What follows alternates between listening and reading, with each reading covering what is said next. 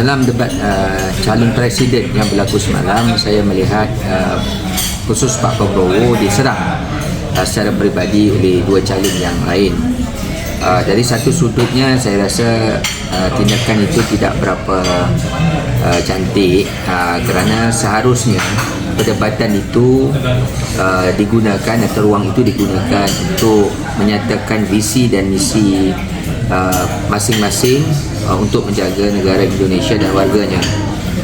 Namun begitu, sifat terpuji yang boleh saya katakan apabila Bapak Prabowo berjaya mengawal dan juga berusaha untuk menjawab persoalan, walaupun bagi saya sebenarnya agak sukar kerana tempoh masa yang diberikan tu agak singkat dan mustahil Bapak Prabowo boleh menjelaskan kepada seluruh warga Indonesia tentang persoalan yang dibangkitkan, khususnya berkaitan dengan masalah peribadi.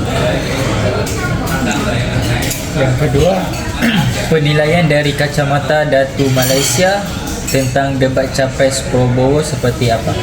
Bagi pandangan saya, apa yang dilakukan oleh Indonesia, media Indonesia, iaitu memberi peluang kepada ketiga-tiga calon presiden dan wakil presiden untuk berdebat adalah satu tindakan yang terpuji, kerana rakyat Indonesia dapat menilai secara langsung dan memberi ruang kepada kesemua calon menggunakan media utama untuk menunjukkan visi mereka dan juga menjawab persoalan-persoalan yang mungkin menjadi perbualan di kalangan masyarakat secara langsung. Dan dalam masa yang sama juga saya dapat melihat bagaimana medan debat ini juga dapat dimanfaatkan oleh rakyat sendiri untuk menilai sejauh mana kemampuan bakal pemimpin utama mereka supaya mereka dapat memilih calon yang benar-benar tepat dan juga memilih calon terbaik di kalangan mereka yang terbaik. Sebab saya yakin ketiga-tiga calon adalah calon yang mampu menerajui negara Indonesia. Tetapi yang paling penting, kita nak memilih, warga Indonesia perlu memilih yang terbaik di kalangan yang baik itu sendiri. Kalau Prabowo terpilih jadi presiden, cocok tidak untuk memimpin Indonesia? Seperti mana yang saya katakan tadi, semua calon mempunyai kelayakan dan juga cocok untuk menjadi pemimpin utama negara Indonesia.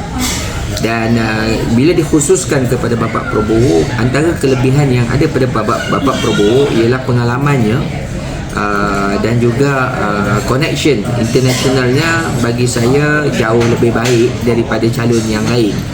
Namun begitu, saya tidak menafikan ada beberapa kekurangan yang ada pada Pak Prabowo, termasuk calon-calon yang lain, yang saya yakin calon-calon ini sekiranya diberi peluang, mereka boleh memperbaiki kekurangan yang ada terhadap diri mereka, termasuk Bapak Prabowo sendiri. Pantas nggak bang hasil debat capres kemarin saling serang antara paslon? Seperti mana yang saya nyatakan tadi, saya sendiri secara peribadi tidak bersetuju sekiranya debat itu digunakan medan untuk menyerang peribadi, yang mana seharusnya program sebegini dimanfaatkan untuk memberi penjelasan kepada rakyat tentang apa yang bakal mereka laksanakan sekiranya mereka dipilih sebagai presiden negara Indonesia.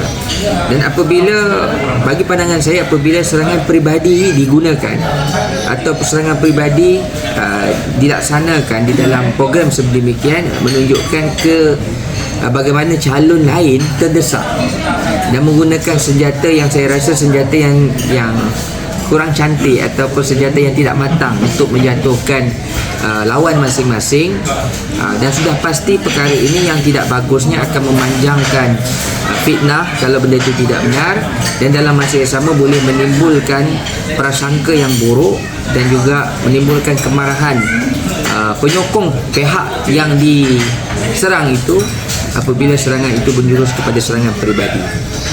Menurut Datu Malaysia sendiri, melihat elektabilitas Prabowo dalam debat kemarin seperti apa? Sekali? menurut Datuk Malaysia melihat elektabilitas Prabowo dalam debat kemarin semalam? Elektabilitas ni tempatan tentera Tingkat kepuasan masyarakat. tingkat kekuasaan maksudnya macam ni.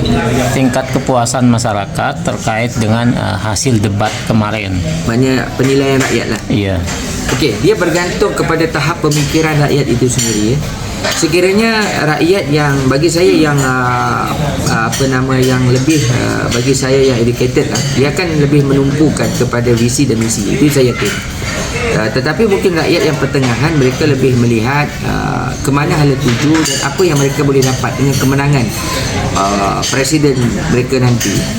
Dan ke mana mereka nak melihat presiden mereka nak membawa negara mereka, bagaimana mereka hendak melihat bakal presiden negara dia nak menyelesaikan masalah internal, khususnya berkaitan dengan masalah ekonomi, masalah kehidupan, masalah orang kata mungkin juga berkaitan sekarang ni lebih panas dengan isu-isu pendatang, isu kehidupan, tenaga kerja dan sebagainya, termasuk pembelajaran, bagaimana presiden negara ni nak menyelesaikan masalah utama mereka.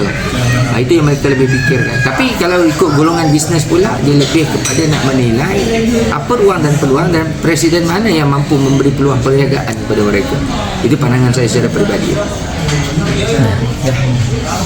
Wis.